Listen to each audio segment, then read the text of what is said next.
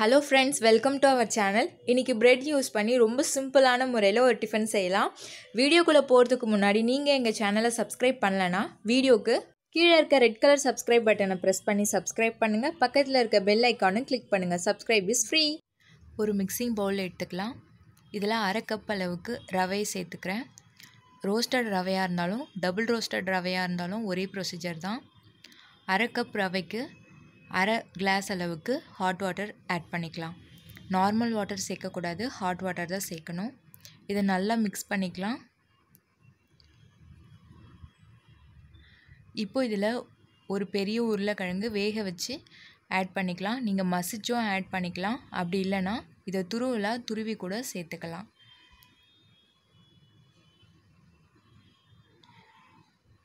இப்போ இதை நல்லா மிக்ஸ் பண்ணிடலாம் ரவையோட. அடுத்து ஒரு பெரிய பச்சை மிளகாவை பொடியாக கட் பண்ணி சேர்த்துக்கிறேன். கொஞ்சமாக கொத்தமல்லியும் பொடியாக கட் பண்ணி சேர்த்துக்கிறேன்.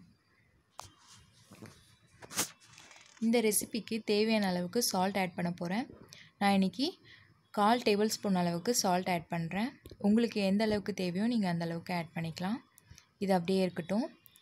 அடுத்து பார்த்திங்கன்னா ப்ரெட்டு. இது ஸ்லைஸ் பண்ணாமல் இருக்குது. ஸோ இது நான் என்னோடய விருப்பத்துக்கு இந்த மாதிரி க்யூபாக எடுத்திருக்கேன். ஸ்லைஸ் பண்ண ப்ரெட்டாக இருந்தால் சைடில் இருக்கக்கூடிய அந்த ப்ரௌன் மட்டும் எடுத்துகிட்டு உள்ளே இருக்கக்கூடிய அந்த ஒயிட்க்கு மேலே இந்த மாதிரி நம்ம ரெடி பண்ணி வச்சுருக்க அந்த ரவா மிக்ஸை ஃபுல்லாக அப்ளை பண்ணிவிடுங்க. 4 பக்கமும் நல்லா அப்ளை பண்ணுங்கள்.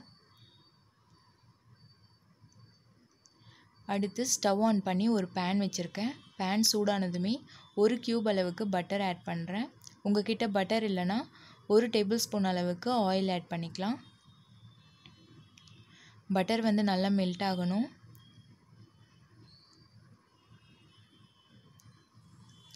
இப்போ இதில் நம்ம ரெடி பண்ணி வச்சுருக்க ப்ரெட் ரவா மிக்ஸை ஆட் பண்ணிடலாம். பாருங்கள், எல்லா பக்கமும் ஈவனாக அப்ளை பண்ணியிருக்கேன். இப்போ இந்த பட்டர் எல்லா பக்கமும் அப்ளை ஆகிற மாதிரி பார்த்துக்கோங்க. இது நல்ல ஒரு கோல்டன் ப்ரௌன் கலருக்கு வரணும்.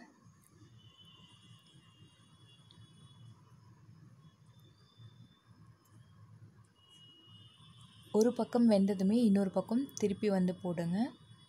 இதே மாதிரி சைடும் நல்லா வேகணும். பாருங்கள், இந்த கலர் வரணும் எல்லா பக்கமும். இப்போ நான் சைடில் வேக விட்டுட்ருக்கேன். அவ்வளோதான். இதுக்கு பார்த்திங்கன்னா டொமேட்டோ சாஸ் சூப்பராக இருக்கும். ஆல்ரெடி டொமேட்டோ சாஸ் எப்படி பண்ணணும் வீடியோ அப்லோட் பண்ணியிருக்கேன். அந்த வீடியோட லிங்க்கை ஐகார்டில் கொடுக்குறேன். உங்களுக்கு இந்த ரெசிபி பிடிச்சிருந்தா லைக் பண்ணுங்கள், கமெண்ட் பண்ணுங்கள், மறக்காமல் சப்ஸ்கிரைப் பண்ணுங்கள். தேங்க்யூ ஃபார் வாட்சிங் தமிழ் இன்ஃபோ.